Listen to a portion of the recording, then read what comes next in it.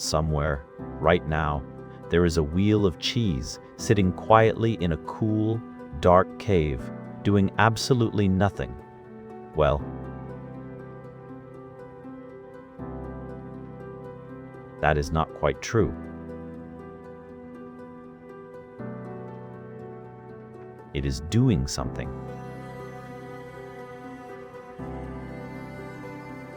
It is becoming. Very, very slowly, over weeks and months, it is turning into something that someone will one day slice open and find extraordinary.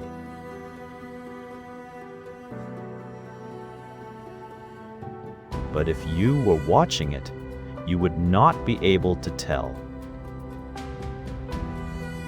It would just look like a round, pale wheel sitting on a wooden shelf in the dark, in the quiet, breathing very gently. That is the thing about cheese. It does not hurry. It cannot be rushed.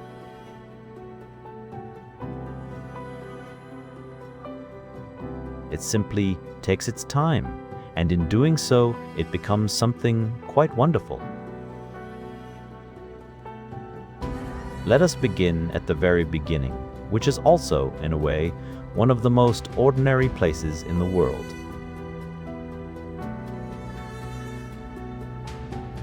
A field of grass. That is where cheese starts, really.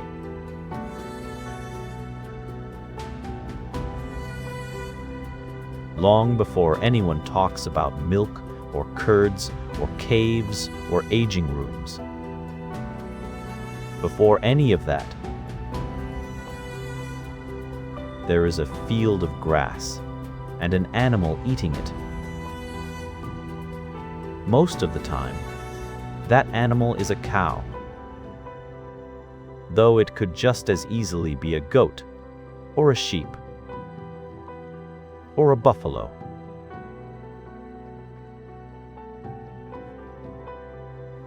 All of them make milk, and all of that milk can become cheese, though each kind turns out a little different, with its own character, its own flavor, its own particular way of being. But let us stay with the cow for now.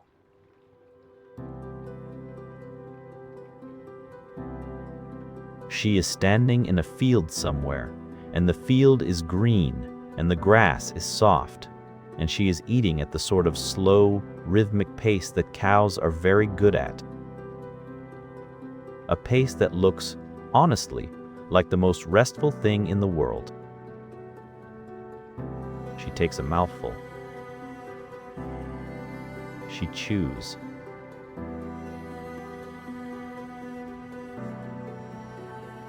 She looks at something in the middle distance. She chews some more.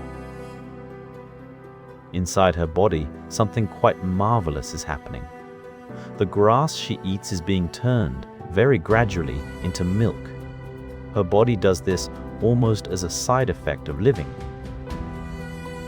The same way that we breathe without thinking about it, or the way our hearts beat while we are sleeping.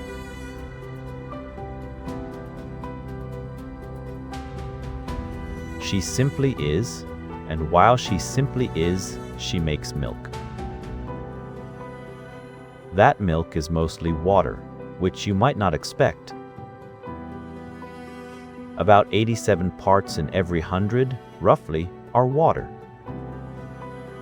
But floating in that water are all sorts of things, fats, in tiny round droplets so small you could not see them, proteins coiled and folded into shapes too small to imagine, sugars, dissolved and invisible, vitamins and minerals that the calf she is feeding, or, in a dairy farm, the humans collecting the milk, will use to grow and stay well.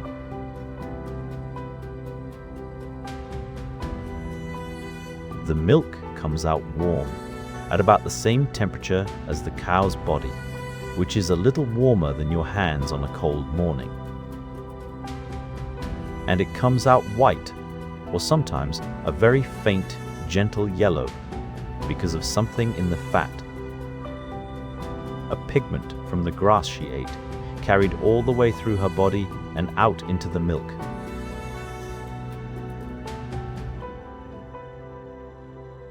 Isn't that quiet and interesting when you think about it? The color of summer grass carried in the cream. On a dairy farm, the milk is collected in the early morning usually. The cows come in, unhurried, in a line, and the milking happens. And then the milk is cooled down very quickly in large, gleaming, stainless steel tanks.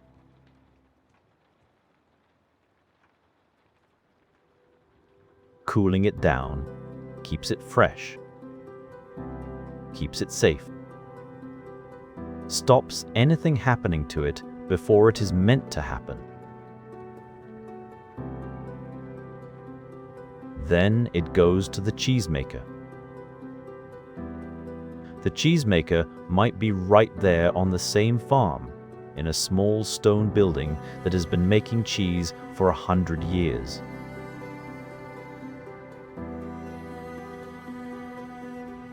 Or the milk might travel in a great tanker lorry to a large factory somewhere. Or it might go to a farmhouse kitchen where one person, wearing an apron, is about to make a small and careful batch of something quite special. In all of these places, the process is more or less the same.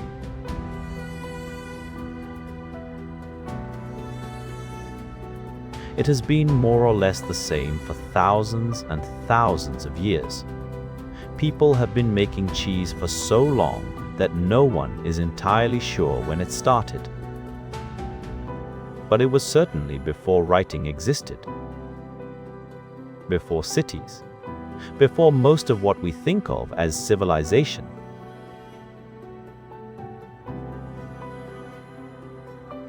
Someone, a very long time ago, perhaps by accident, perhaps by curiosity, perhaps by hunger, discovered that milk, if you let it sit and if you helped it along in the right ways, could become something entirely different. Something that lasted longer.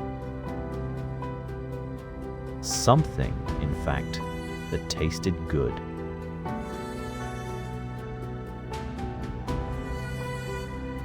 And the method that person used in whatever cave or tent or simple home they lived in is still the method used today. Not much has changed, really. The science has been explained. The equipment has become cleaner and more precise.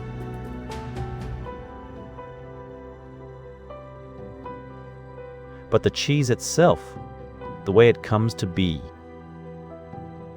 is very old and very simple at its heart.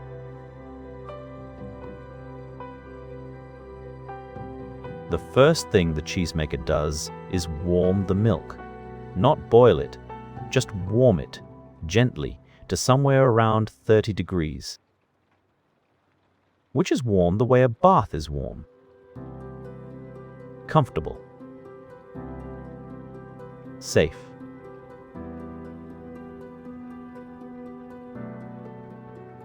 The kind of warmth that makes you want to stay where you are. The milk goes into a large vat and the heat comes on, and slowly, slowly, the temperature climbs. This is not an exciting stage of cheese making. It is a patient stage. The cheesemaker is not rushing anywhere.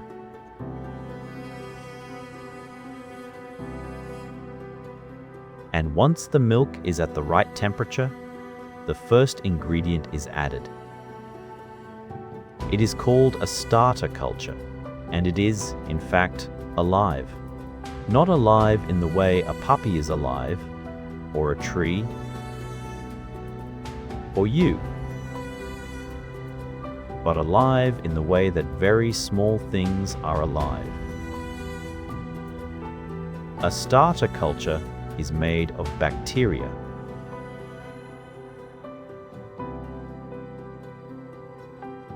Millions and millions and millions of tiny, single-celled creatures, each one so small that you would need a microscope to see just one of them, let alone a million.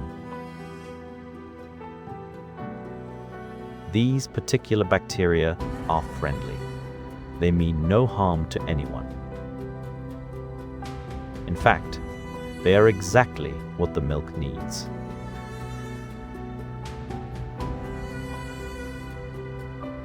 They are the sort of bacteria that eat lactose. That is the sugar in milk. And when they eat it, they produce something else.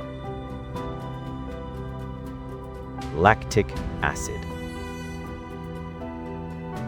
which sounds like a chemical in a laboratory, but is actually found everywhere in everyday things, and it gives the milk a very gentle sourness, like the faint tang at the back of a good yogurt.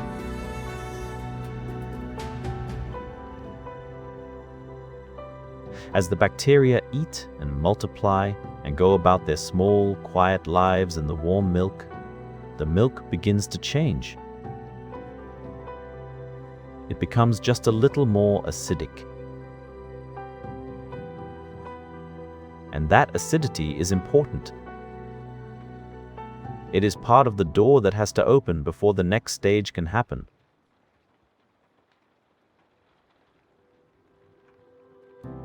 The milk sits for a little while, gently warming, gently souring. An hour, perhaps. The cheesemaker checks it, stirs it occasionally, waits. There is a lot of waiting in cheesemaking. It is not a craft for people who want things to happen quickly. And then comes rennet. Rennet is the thing that actually makes the milk set.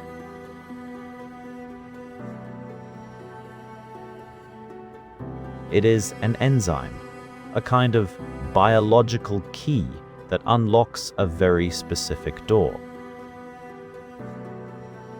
The proteins in milk, the caseins, are floating loosely in the liquid, not attached to each other, just drifting. Rennet causes them to link together.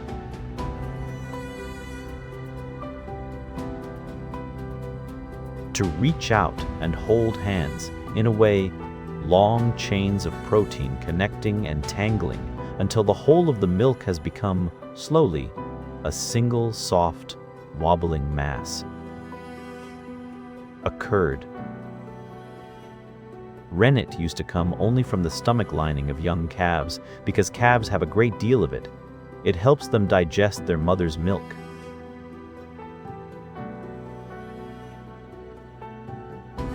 And it was discovered long ago that if you added this substance to a pail of fresh milk and let it sit, the milk would set into a soft jelly. For thousands of years, rennet came only from animals. Nowadays, it can also come from certain plants, nettles, figs, cardoons, which is how some very old traditional cheeses in parts of Europe and Portugal were made when animal rennet was less available.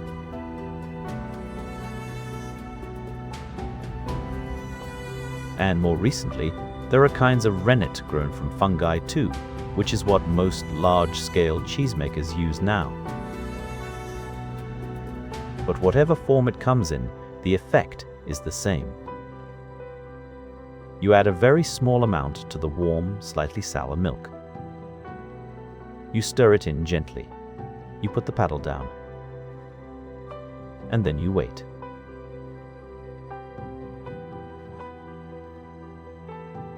For about half an hour, the milk simply sits there. To look at, nothing much seems to be happening. The surface is still. The vat is quiet. The cheesemaker might be doing something else entirely. Cleaning equipment, writing notes, drinking a cup of tea. The cheese does not need watching at this point.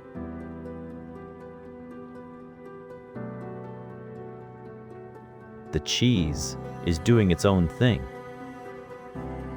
And underneath that calm surface, the proteins are reaching toward each other, slowly, gently, like something falling asleep.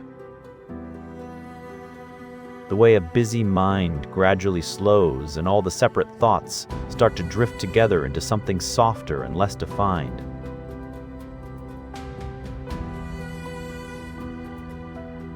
Until, at some point, the whole vat of milk has become not a liquid, but a soft, pale, wobbling gel.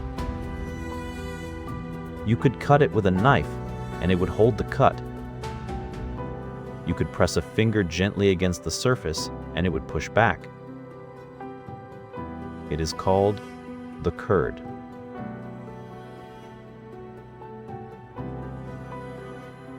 And floating around it, trapped inside it, is a thin, yellowish-green liquid called whey. Isn't that a word that sounds exactly like what it is? Whey. Light, thin, faintly sweet, the color of weak sunshine. Now comes one of the more satisfying stages of cheesemaking, which is the cutting of the curd.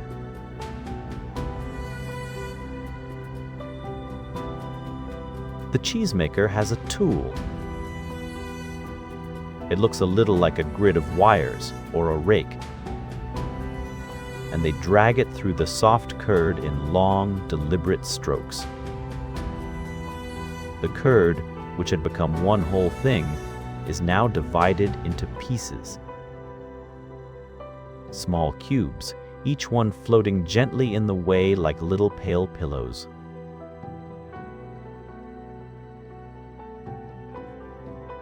And here is something rather interesting. The size of those pieces matters. If you cut the curd into large pieces, it holds onto more moisture. And a curd that holds onto more moisture will become a soft, fresh, yielding sort of cheese.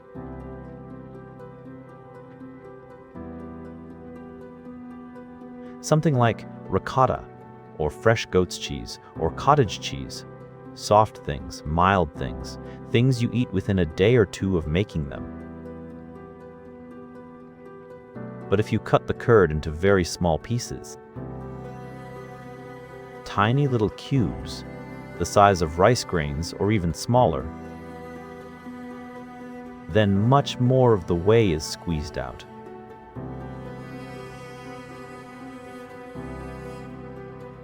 The smaller the pieces, the more surface area they have, and the more moisture can escape. And a curd that loses most of its moisture will eventually become something firm and dense. Something like cheddar. Something like Parmesan. So the cheesemaker, right at this early stage, is already deciding what kind of cheese this will be.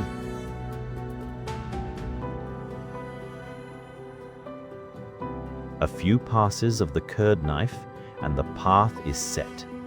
After cutting, the curds are stirred, gently at first, and often warmed a little more. The warmth helps them firm up around the edges, helps the whey to keep running out of them.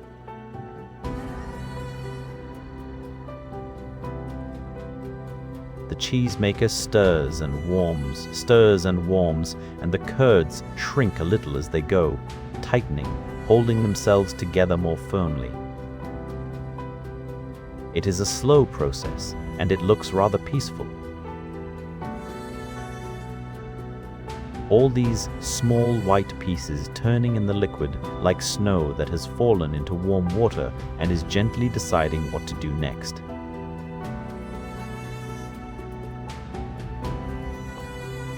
Eventually, the whey is drained off. It runs away down a pipe or is ladled out, or the curds are scooped into molds lined with cloth. The whey drips through the cloth, and the curds stay behind. The whey might be used for other things, made into ricotta actually, by heating it again until the last of the protein comes out. Or used to feed animals on the farm, or in some cases made into drinks or protein powders because it is genuinely nutritious, that thin, pale liquid, even after all the curd has left it.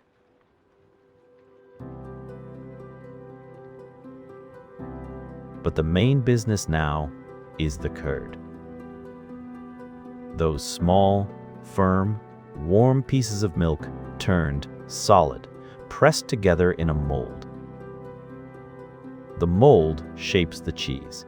It might be round, or cylindrical, or square, or shaped like a flat wheel.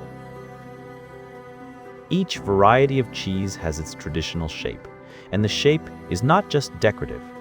It affects how the cheese ages, how thick the rind becomes, how the flavors develop from the outside in.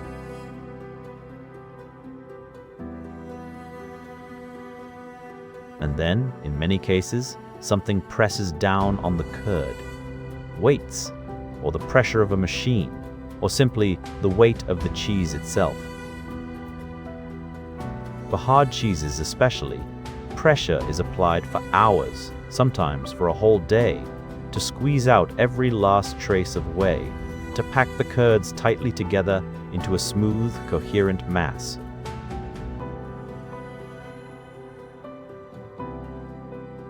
Can you imagine pressing a block of cheese for a whole day? Just sitting there, pressing, very slowly, getting drier and firmer and more like itself. There is something almost meditative about it when you think about it that way. The cheese being encouraged, very patiently, toward what it is going to be. Now comes salt.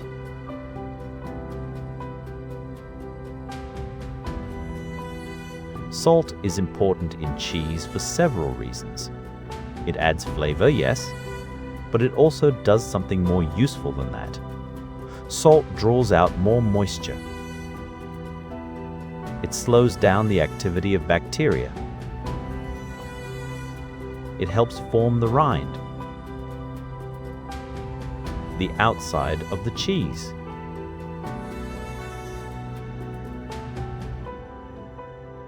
And it acts as a preservative, keeping the wrong kinds of microbes from taking hold while the right kinds do their work. Salt gets into cheese in different ways, depending on what kind of cheese is being made. Sometimes the curds are salted directly before they go into the mold. The salt is just stirred right into them.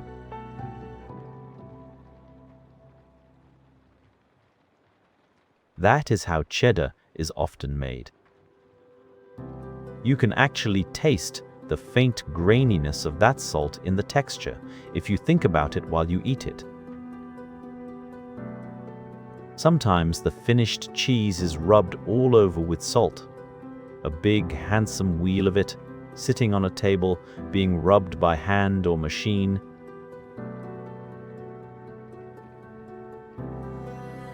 It looks rather like someone giving the cheese a gentle all-over pat.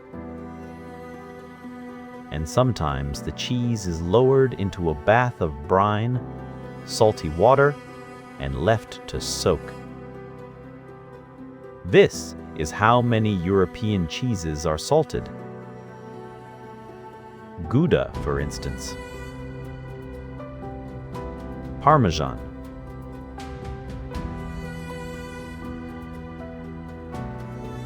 The cheese floats in the brine, slowly absorbing the salt through its outer layers, the salt slowly working its way inward, doing its quiet work.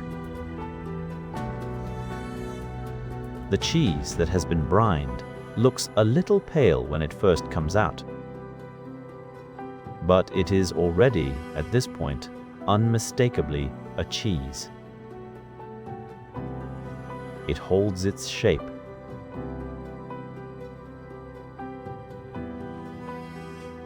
It has a smell. mild still, young, milky, a little sour. Not yet the complex, particular smell of a finished cheese, but the beginning of something. It is placed at last in the place where it will age. The cave, or the cellar, or the special aging room.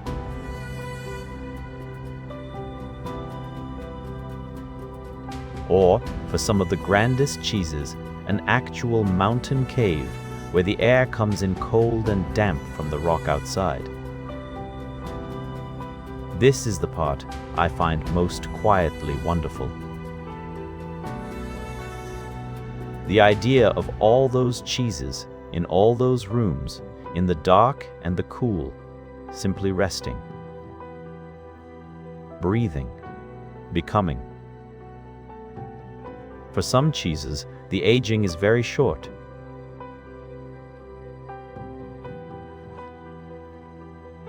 A fresh mozzarella is made and eaten within a day or two. Ricotta, the same. Young goat's cheese, perhaps a week. These are soft, gentle, mild cheeses, and they do not need time. They are what they are right away. But for others, time is everything.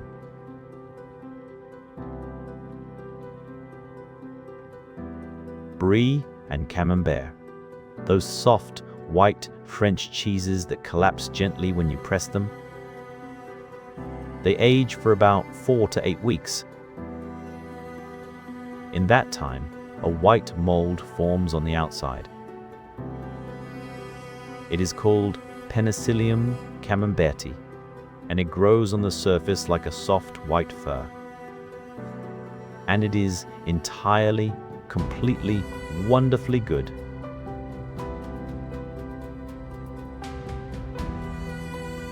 That white rind is not just decoration. It is alive, and it changes the cheese beneath it, releasing enzymes that work their way inward and slowly soften the paste, turning what was once a firm white cake into something almost liquid at the center.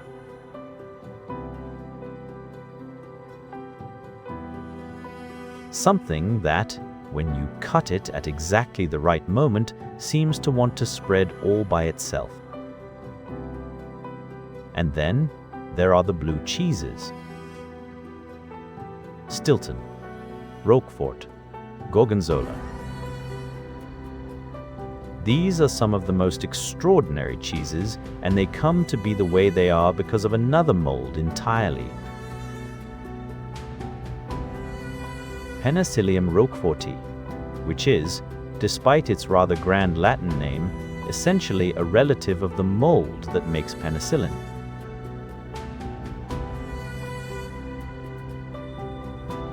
Which means that very distantly, in some tiny biological sense, blue cheese and one of the world's most important medicines are cousins.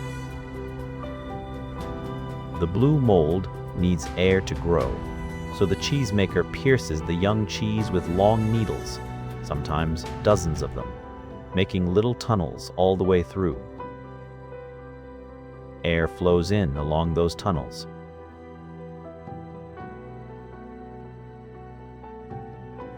The mold follows the air. And slowly, over weeks, those channels fill with green, gray, blue veins of mold, spreading through the pale paste of the cheese like the lines on a map of somewhere you have never been, but would very much like to go. The smell of a blue cheese aging is extraordinary.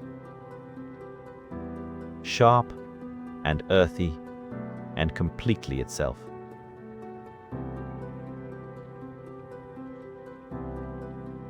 Not unpleasant, exactly, but definite. The kind of smell that makes you feel that something very specific is happening here, that the world is full of processes you do not fully understand, but that are working perfectly well without your help. And then there are the long-aged cheeses.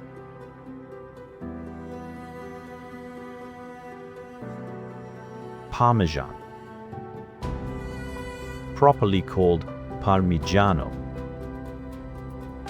Reggiano, which is the Italian name for it, and it has to come from a specific region of Italy to be called that, because the particular grasses and the particular air and the particular air and the particular bacteria of that particular place are part of what makes it what it is. Parmesan is aged for at least 12 months.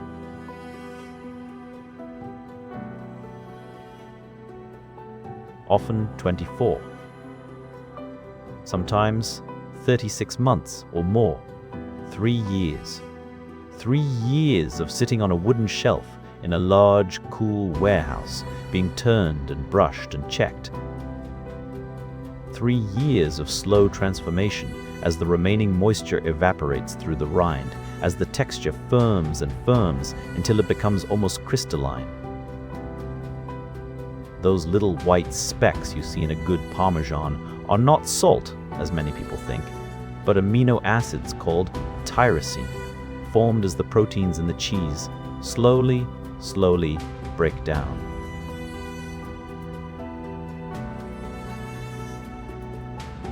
They are little signs of age, those white crystals,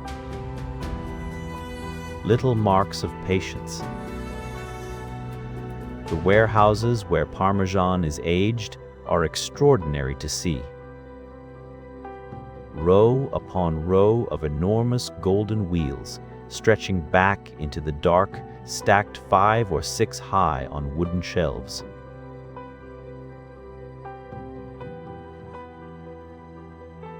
There are inspectors whose whole job is to walk through those rooms, tapping the cheeses with small hammers, listening to the sound. A good cheese rings a certain way. A cheese that has developed a hollow inside, a fault, a crack, an air pocket, sounds different.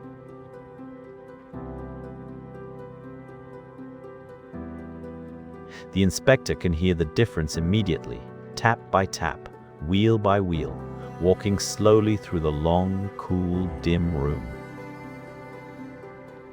Isn't that a wonderful job, in a way? Walking slowly through a dark room full of cheeses, listening to them. Tap, tap, tap. Cheddar is made differently.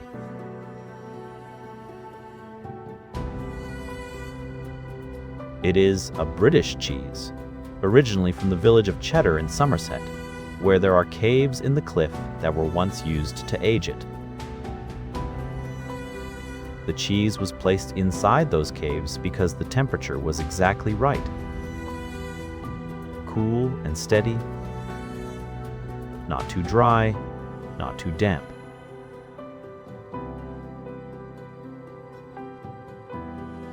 Cheddar goes through a process that very few other cheeses do, called, and this is a wonderful word,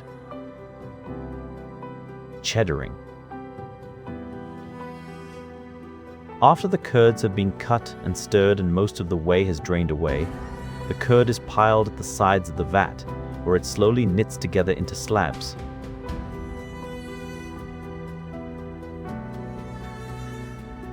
These slabs are then cut, stacked on top of each other, flipped over, restacked over and over again. The weight of the slabs squeezes out more whey. The curd, as it is worked in this way, becomes denser and more fibrous, developing a texture that will eventually, after pressing and aging, give cheddar its characteristic crumble. The way it breaks in your fingers rather than bending. The way it has that slight graininess when you chew it.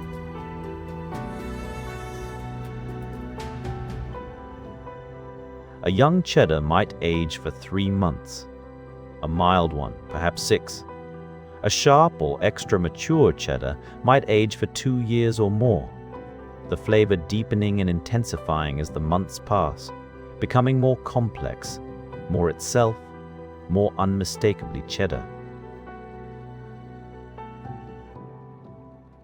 There is a good, sensible feeling about cheddar.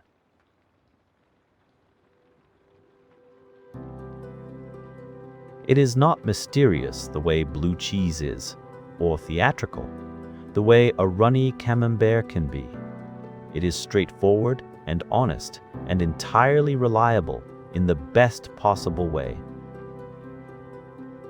The kind of cheese that has been keeping people satisfied for a very long time and shows no signs of stopping.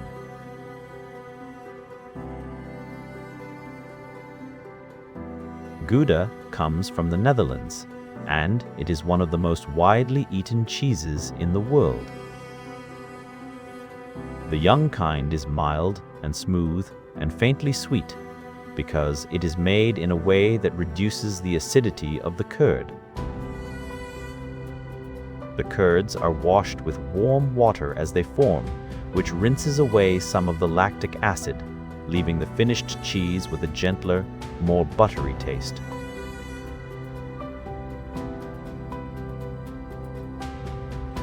Aged Gouda is a different thing entirely. Given a year or two, or even more, it darkens inside to a deep amber color. The texture becomes hard and crystalline, like Parmesan. The flavor deepens into something almost caramel-like, with a sharpness underneath it.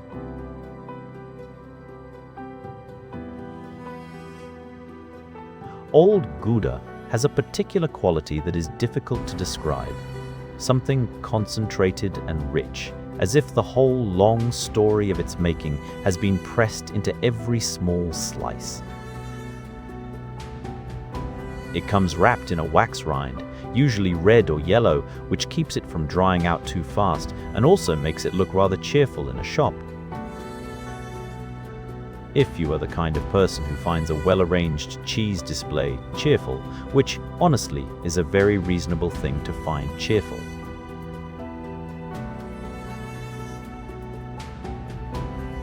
In Switzerland, there are cheeses with holes in them, emmental, which is what most people picture when they imagine Swiss cheese. Has those large, perfectly round holes scattered through its pale yellow interior, and they look almost too neat to have happened naturally. And yet they do happen naturally, and the way they form is rather extraordinary. And the way they form is rather extraordinary.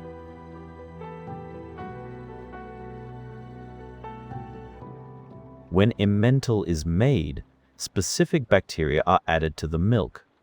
Bacteria that, as they work during the aging process, produce carbon dioxide. Tiny bubbles of gas. In most cheeses, that gas simply escapes. But emmental is pressed into a shape that keeps it contained, and the rind forms quickly around the outside, trapping the gas inside.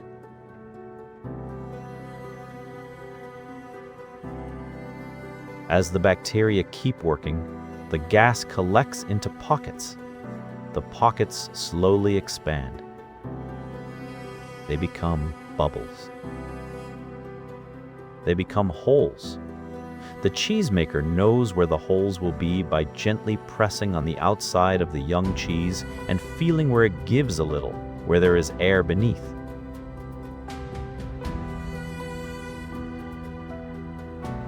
And then the wheel is turned and turned again, and the holes grow slowly through the weeks of aging, and eventually, when the cheese is finally cut open, there they are. Each one slightly different from the next, none of them perfectly round really, all of them honest records of the gas that was once there and is there no longer.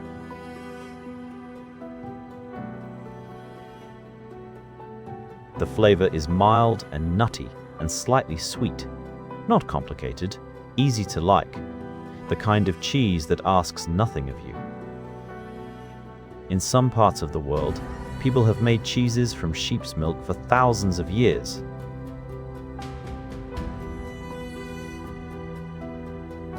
Manchego from Spain is one. Pale white inside with a firm, slightly oily texture and a flavor that is a little earthier than cow's milk cheese, a little more interesting in a quiet way. Roquefort, one of the oldest blue cheeses in the world, is also made from sheep's milk. The milk of a specific breed called the Lacon, raised on the dry, rocky plateau of southern France.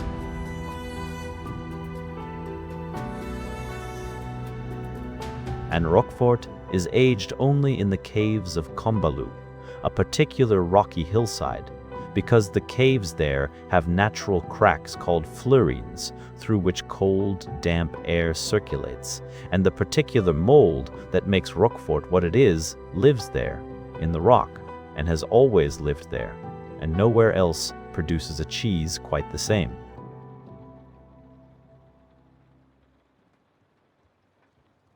There is something very old in that, isn't there? That a specific flavor, a specific mold, has lived inside a specific cliff in the south of France for centuries.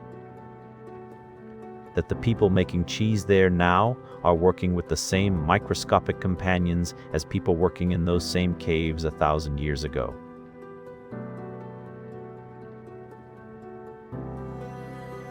The cheese carries all of that history inside it. In the flavor of a piece of Roquefort, there is something of all those years, all those generations of cheesemakers, all that particular cliff face air. Fresh cheeses are the youngest and in some ways the most immediate.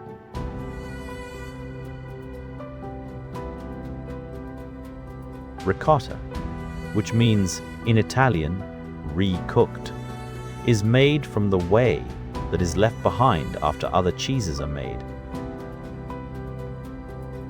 That thin, pale liquid is heated again, very gently, and what remains of the proteins in it come together one more time, rising to the surface as soft white clouds.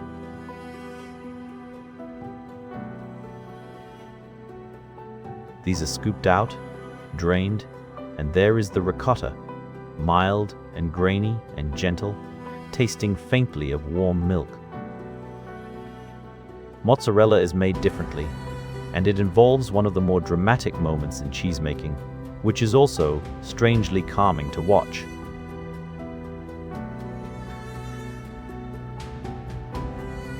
The fresh curd is heated in water until it becomes soft and stretchy. And then it is worked with the hands. Pulled and folded and pulled again, the way you might stretch and fold bread dough, until it becomes smooth and elastic and shining.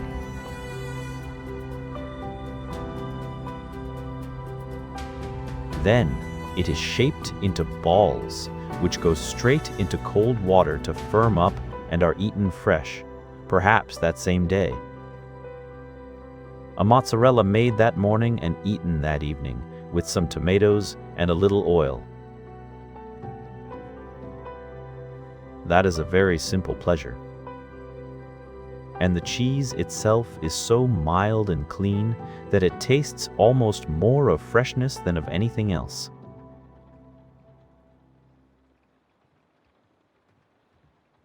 The taste of milk made still and round and cool. There are over 1,000 named varieties of cheese in the world. Perhaps more. Some are made in enormous factories, by machines that process millions of liters of milk each week.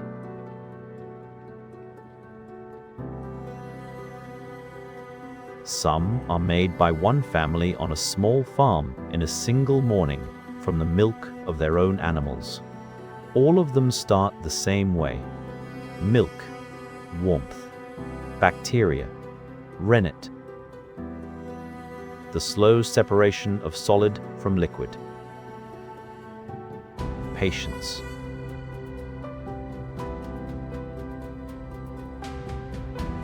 And all of them, from the mildest fresh mozzarella to the most pungent aged blue, carry inside them the same long, quiet process.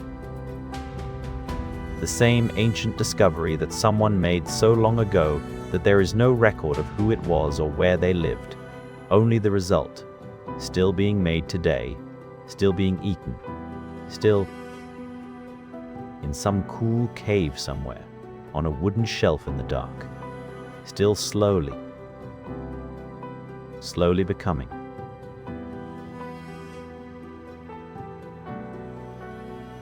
Right now, in that cave. The one we began with. The one where a wheel of cheese has been sitting quietly since the start. Something very small is happening. A microscopic change in the texture. A tiny shift in the chemistry.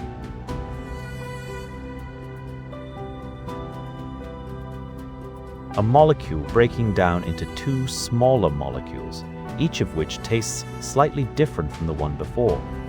A fungal filament extending another fraction of a millimeter through the paste. The rind hardening by a degree too small to measure. The wheel of cheese does not know any of this. It simply sits. It breathes the cool cave air.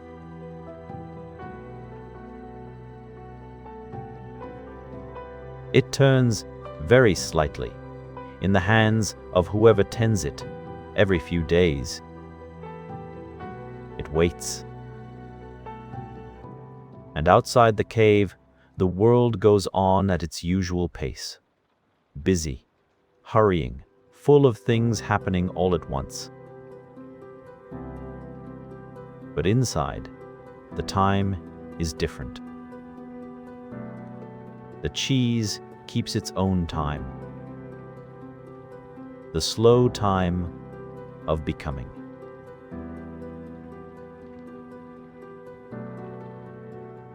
There is nothing to hurry toward. Everything that needs to happen is already happening, quietly in the dark. The bacteria are working. The enzymes are working. The months are passing. And eventually, in 6 months, or 12, or 24, or perhaps 36, depending on what kind of cheese this is and what the cheesemaker intends, the door will open and light will come in and someone will carry this wheel out into the world.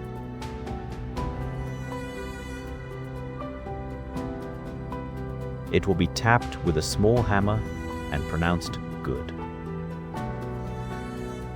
It will be cut open, and the smell of all those months will come out in one breath, and someone nearby will close their eyes for a moment. But that is later. That is a long time from now.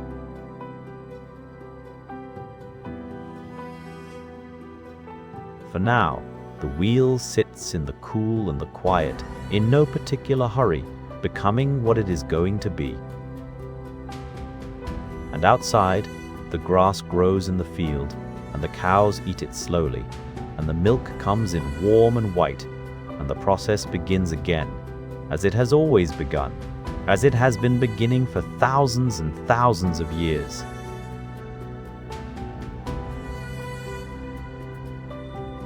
As calm as that. As old as that. As ordinary and extraordinary as that. Just milk and time and patience. And somewhere in the dark, the quiet sound of a wheel of cheese, sitting still, breathing, and slowly, slowly becoming.